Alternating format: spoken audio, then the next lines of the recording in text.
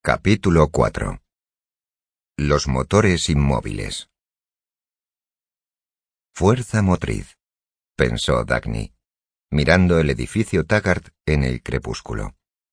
Esa era su necesidad inicial. Fuerza motriz para mantener ese edificio en pie. Movimiento para mantenerlo inmóvil. No descansaba sobre pilares hundidos en el granito. Descansaba sobre las locomotoras que rodaban a través de un continente. Sintió un leve toque de ansiedad. Acababa de volver de un viaje a la planta de la United Locomotive Works en Nueva Jersey, donde había ido a ver al presidente de la empresa en persona. No había conseguido sacar nada en claro, ni el motivo de los retrasos, ni ninguna idea de la fecha en la que las locomotoras diésel iban a ser fabricadas. El presidente de la empresa había hablado durante 2 horas, pero ninguna de sus respuestas había tenido nada que ver con ninguna de las preguntas de ella.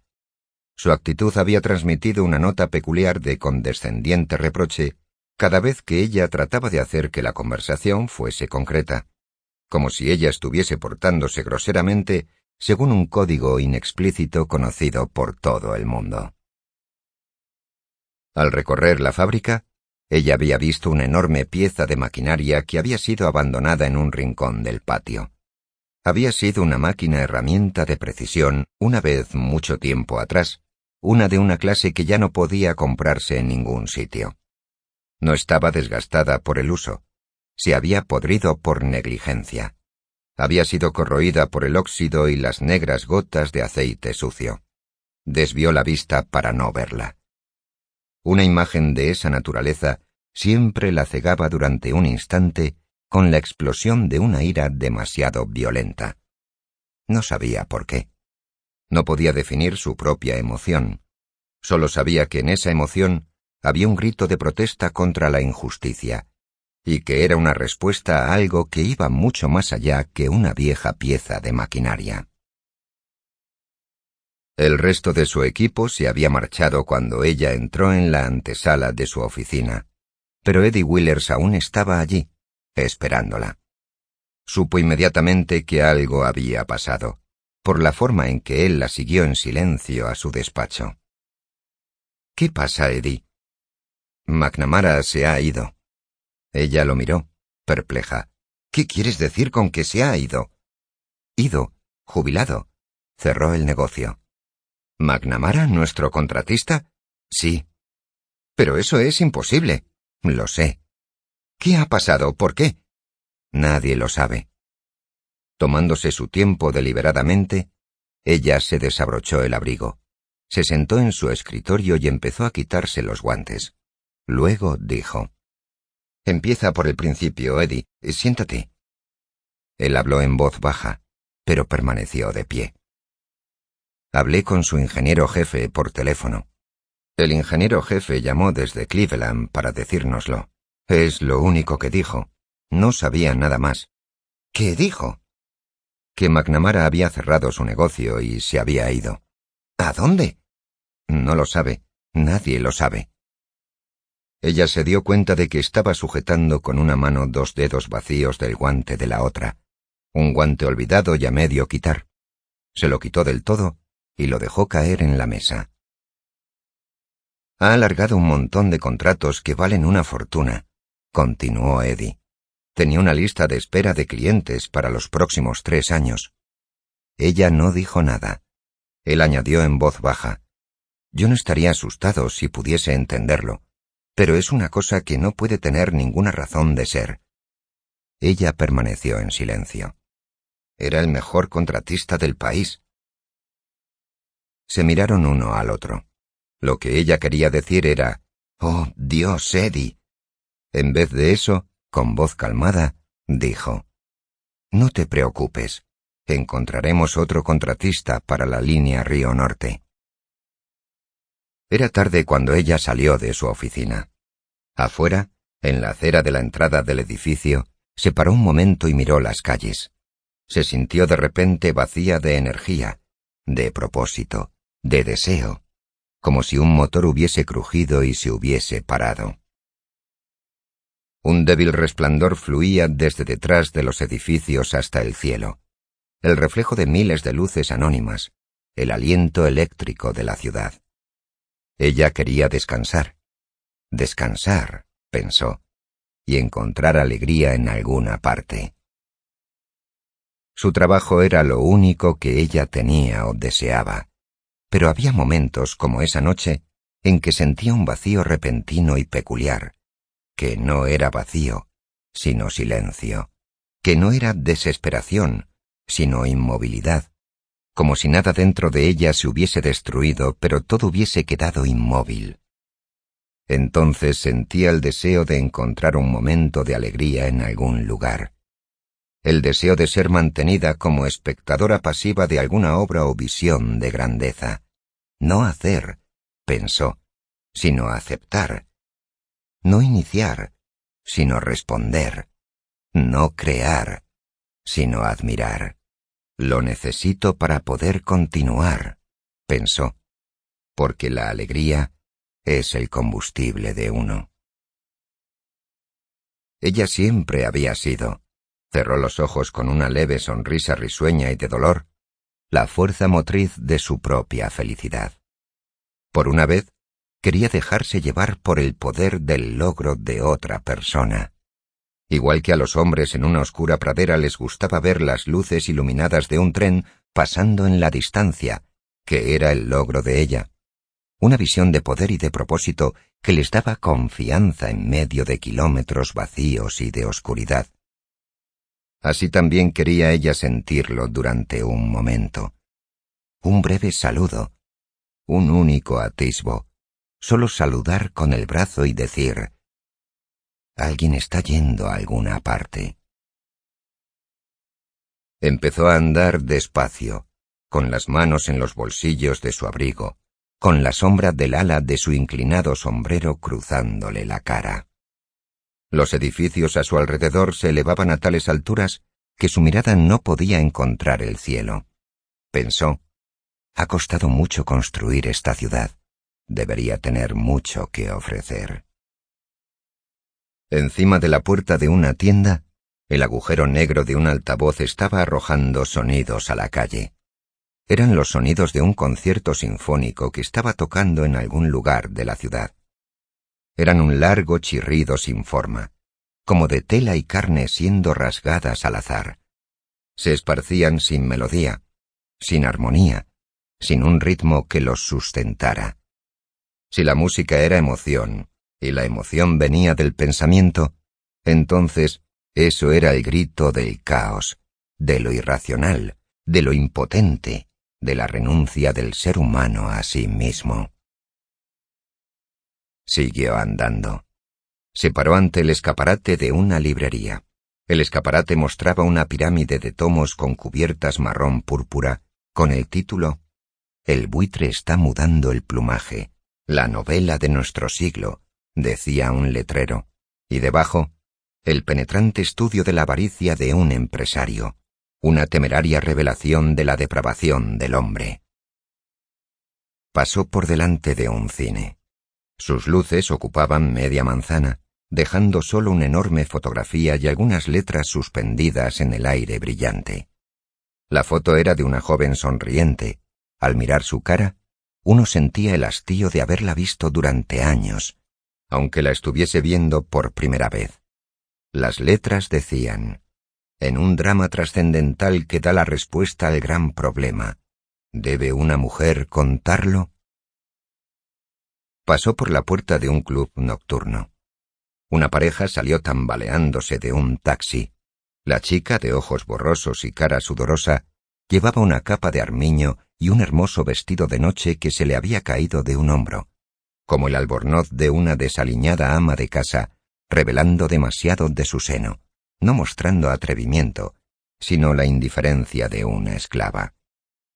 Su acompañante la conducía, agarrando su brazo desnudo, no con la expresión de un hombre que anticipara una aventura romántica, sino con la pícara expresión de un joven dispuesto a pintar obscenidades sobre vallas o muros. ¿Qué había esperado encontrar?, pensó, continuando la marcha. Esas eran las cosas por las que los hombres vivían, las formas de su espíritu, de su cultura, de su diversión. Ella no había visto nada diferente en ningún sitio desde hacía muchos años. En la esquina de la calle donde vivía compró un periódico y se fue a casa. Su apartamento eran 2 habitaciones en la azotea de un rascacielos. Los cristales de la ventana en la esquina de la sala de estar hacían que pareciese la proa de un barco en movimiento, y las luces de la ciudad eran como chispas fosforescentes en las negras olas de acero y piedra. Al encender la lámpara, largos triángulos de sombras cortaban las desnudas paredes en un patrón geométrico de rayos de luz quebrados por unas pocas y angulares piezas de mobiliario. Estaba de pie en medio de la habitación, sola entre el cielo y la ciudad. Había solo una cosa que podía proporcionarle la sensación que quería sentir esa noche. Era la única forma de disfrute que había encontrado. Se acercó a un tocadiscos y puso un disco de Richard Halley. Era su 4º concierto, la última obra que había escrito. La explosión de sus acordes iniciales barrió de su mente la visión de las calles. El concierto era un gran grito de rebelión. Era un no lanzado contra algún largo proceso de tortura. Una negación del sufrimiento. Una negación que contenía la agonía de la lucha por liberarse. Los sonidos eran como una voz diciendo: no hay necesidad de dolor. ¿Por qué entonces está el peor dolor reservado para quienes no aceptan su necesidad? Nosotros, que tenemos el amor y el secreto de la alegría, ¿a qué castigo hemos sido sentenciados y por quién? Los sonidos de tortura se convertían en desafío. La afirmación de agonía se convertía en un himno a una distante visión en virtud de la cual valía la pena soportar cualquier cosa, incluso eso. Era un canto de rebeldía y de una búsqueda desesperada. Ella estaba sentada sin moverse, con los ojos cerrados, escuchando. Nadie sabía qué había ocurrido con Richard Halley, ni por qué. La historia de su vida había sido como un resumen escrito para maldecir la grandeza al mostrar el precio que uno paga por ella.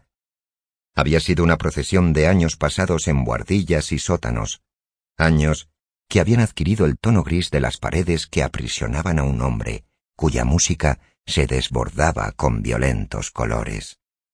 Había sido la historia gris de una lucha contra largos tramos de escaleras sin luz en edificios de alquiler, contra cañerías congeladas, contra el precio de un bocadillo en una cafetería pestilente, contra las caras de hombres que escuchaban música, sus ojos vacíos.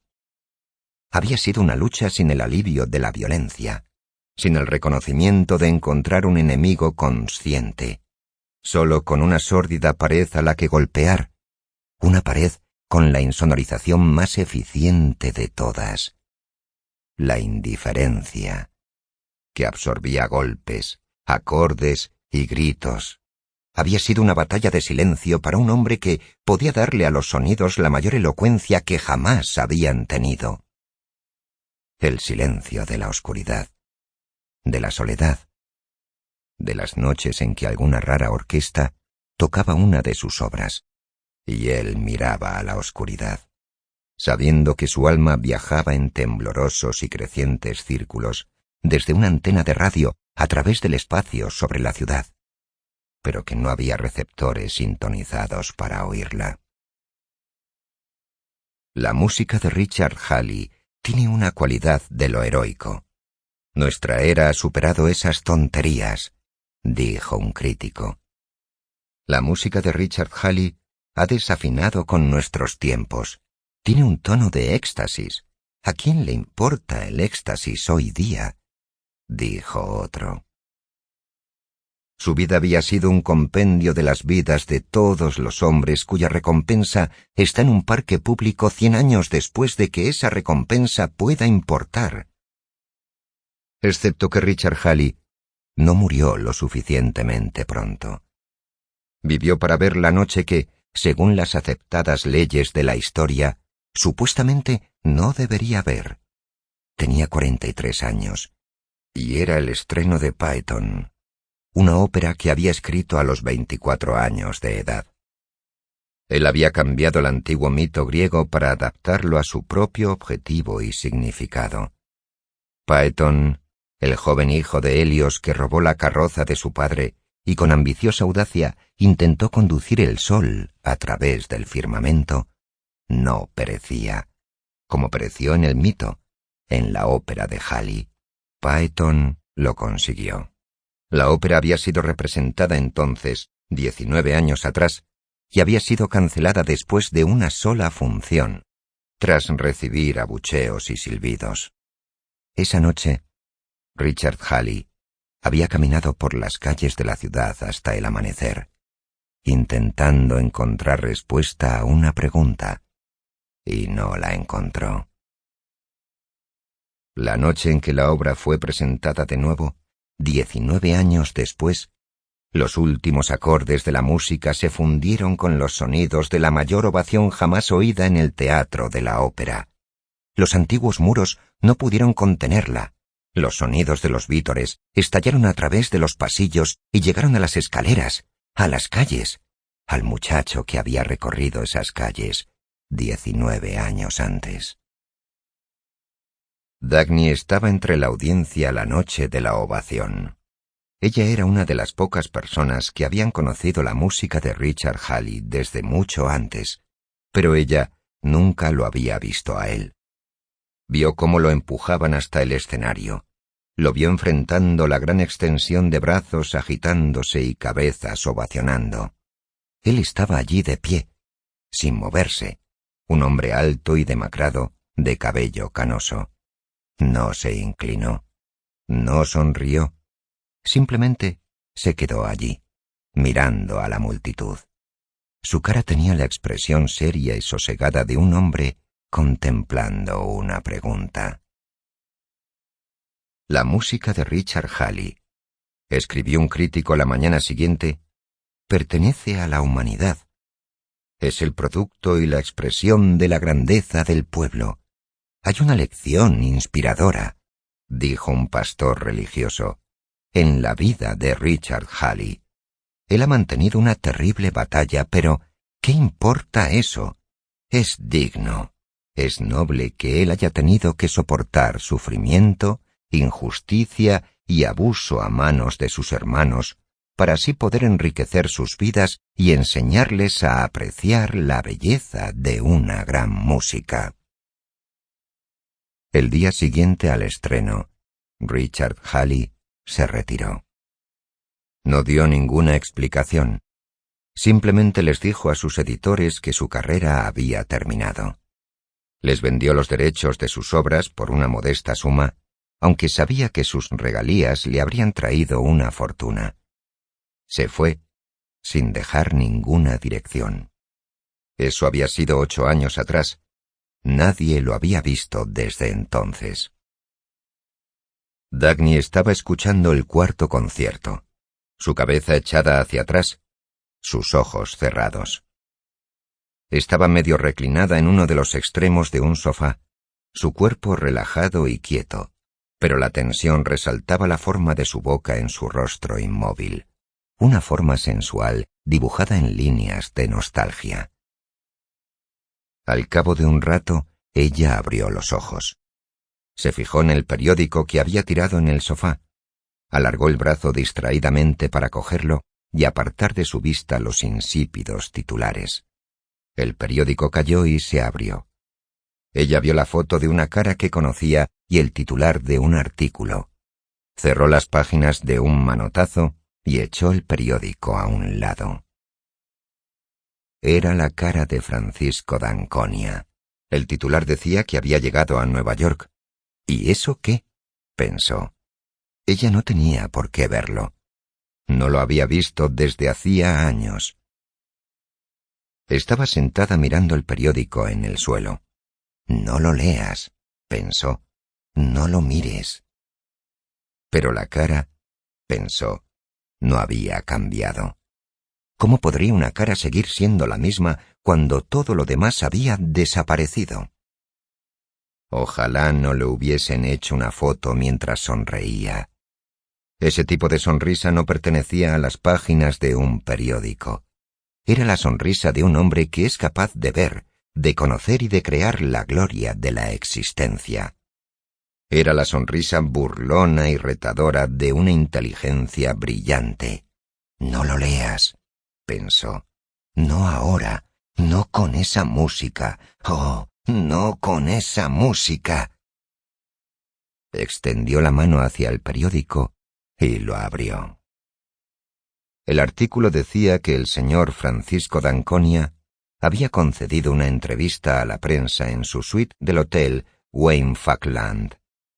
Decía que él había venido a Nueva York por dos razones importantes: una joven empleada del guardarropas del Club Cachorro y el paté de hígado de la charcutería de Moe en la Tercera Avenida. No tenía comentarios sobre el inminente juicio del divorcio del señor y la señora Gilbert Bale.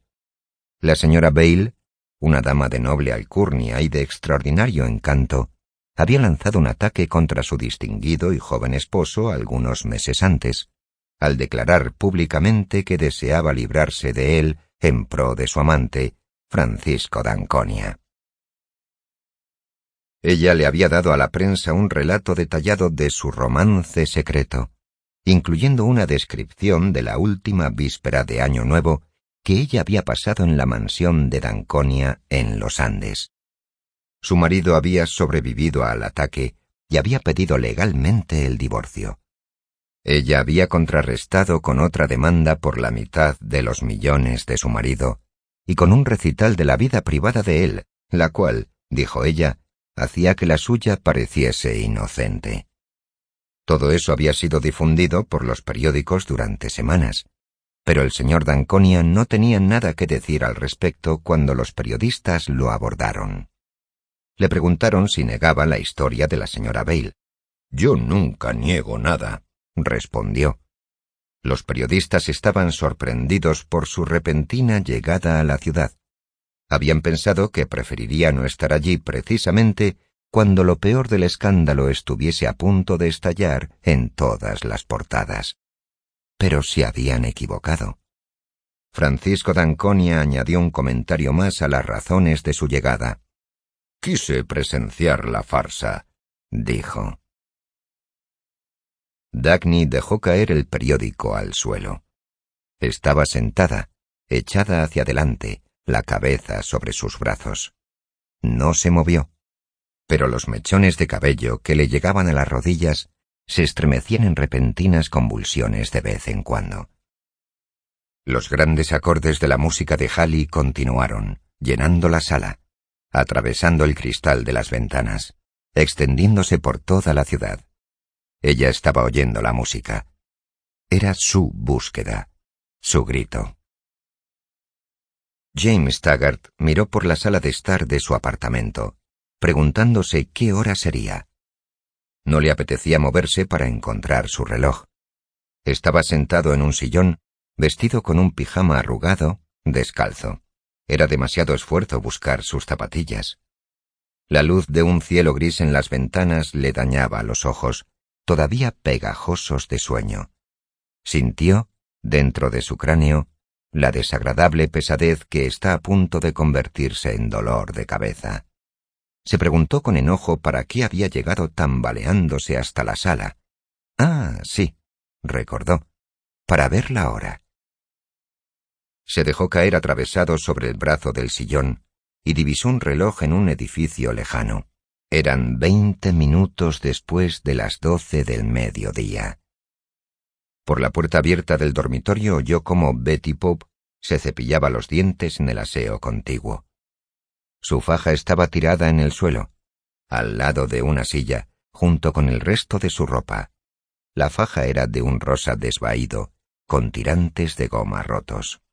«¡Date prisa, ¿vale?», gritó él irritadamente. «¡Tengo que vestirme!». Ella no respondió. Había dejado la puerta del baño abierta. Él podía oír el sonido de gárgaras. «¿Por qué hago esas cosas?», pensó él, recordando la noche anterior. Pero era demasiado esfuerzo buscar una respuesta. Betty Pope entró en la sala, arrastrando los pliegues de un salto de cama de satén con rombos de arlequín naranja y púrpura. Estaba horrible con el salto de cama, pensó Taggart.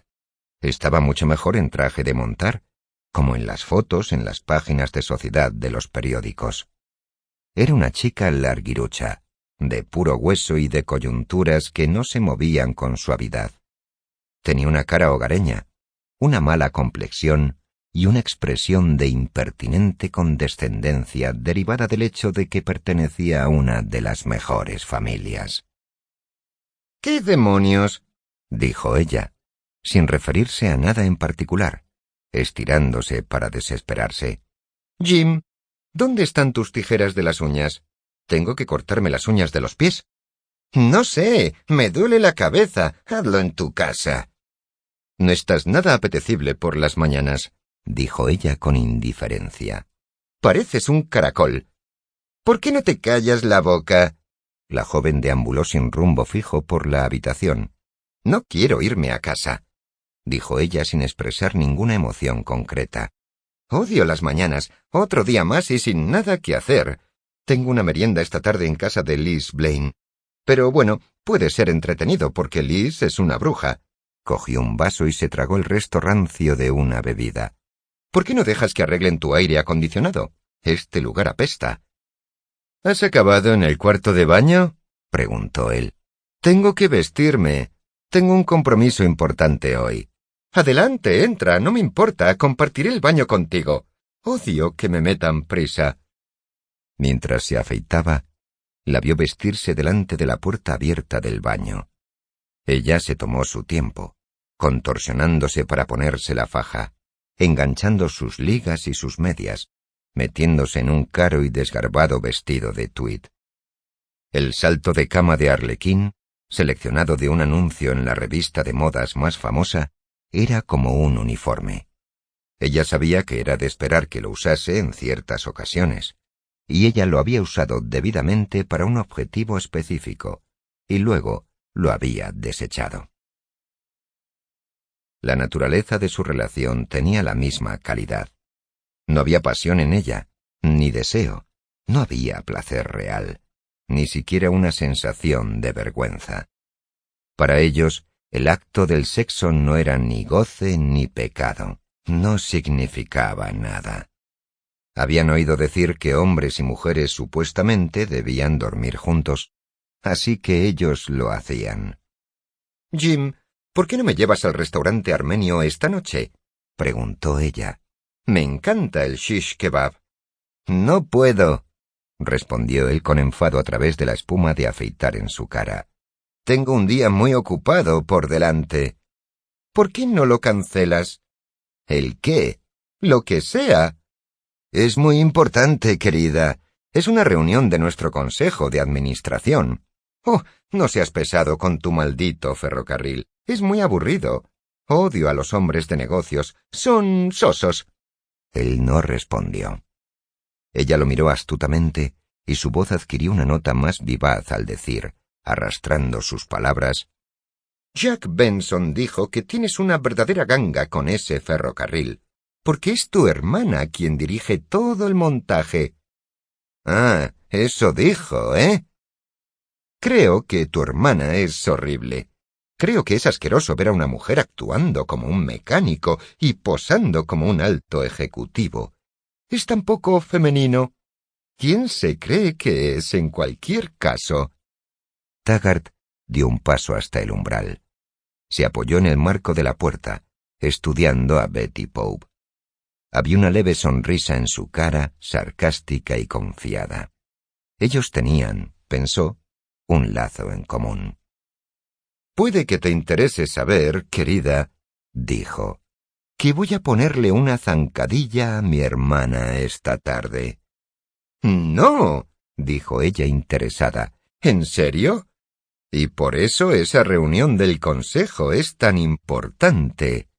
¿De verdad vas a echarla a la calle?». No, eso no es necesario ni aconsejable.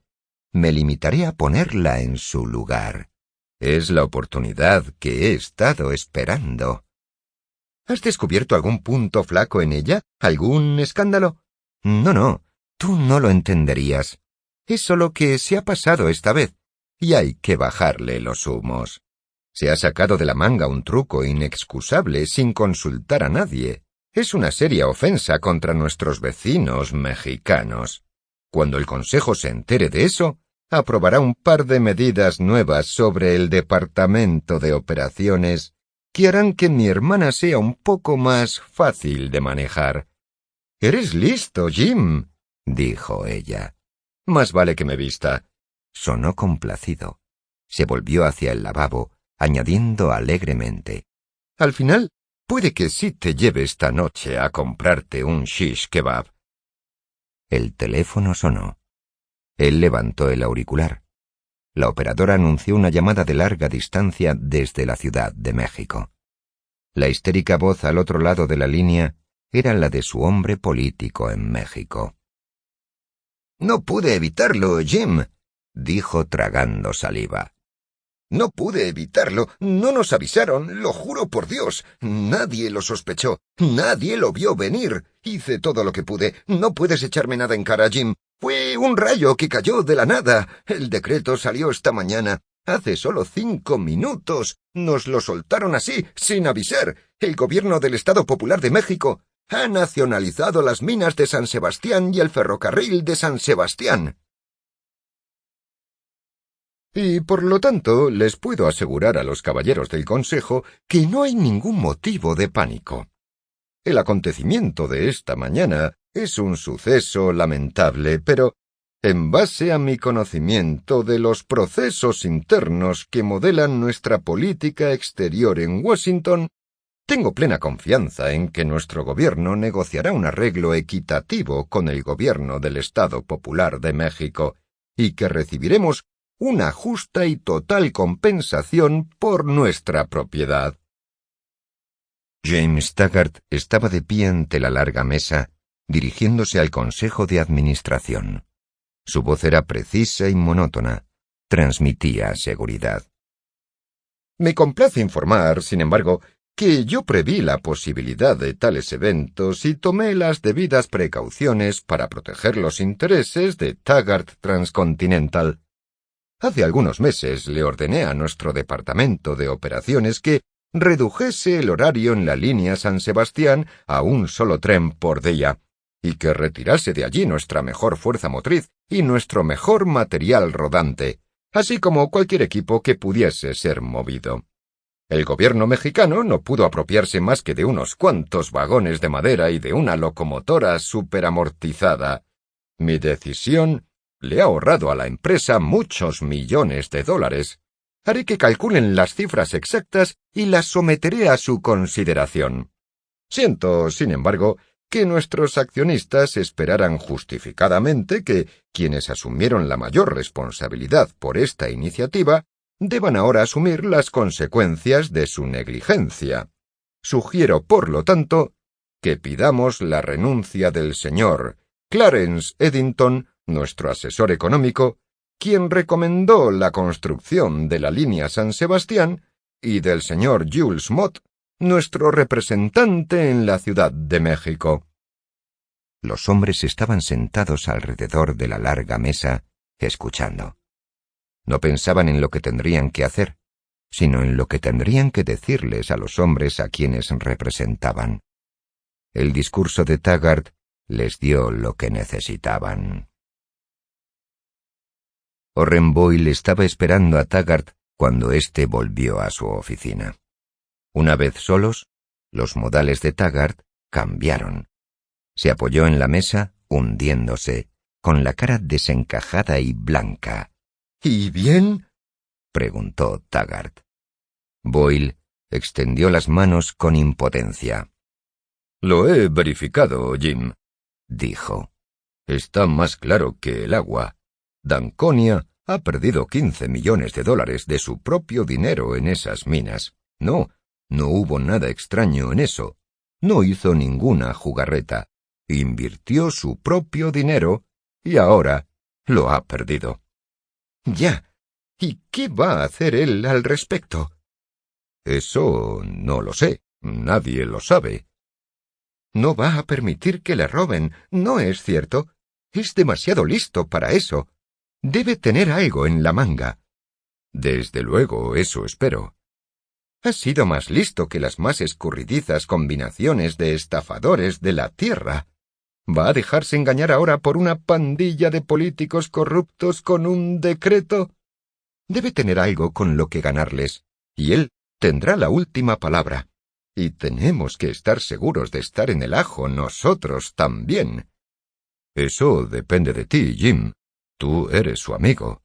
De amigo nada. Lo odio a muerte.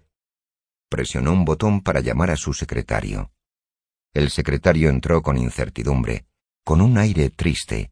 Era un joven, o ya no tan joven, con una cara sin sangre y los modales educados de una pobreza refinada. ¿Me has conseguido una cita con Francisco d'Anconia? Preguntó Taggart secamente. No, señor. Pero maldita sea, te dije que llamaras al... No he podido hacerlo, señor, lo he intentado. Pues inténtalo de nuevo. Quiero decir que no he conseguido fijar la cita, señor Taggart. ¿Por qué no? Porque la declinó. ¿Quieres decir que se negó a verme? Sí, señor, eso es lo que quiero decir. ¿No quiere verme? No, señor, no quiere. ¿Has hablado con él personalmente? No, señor, he hablado con su secretaria. ¿Qué te ha dicho exactamente? ¿Qué ha dicho? El joven dudó y pareció aún más triste. ¿Qué ha dicho? Ha dicho que el señor d'Anconia dice que usted le aburre, señor Taggart.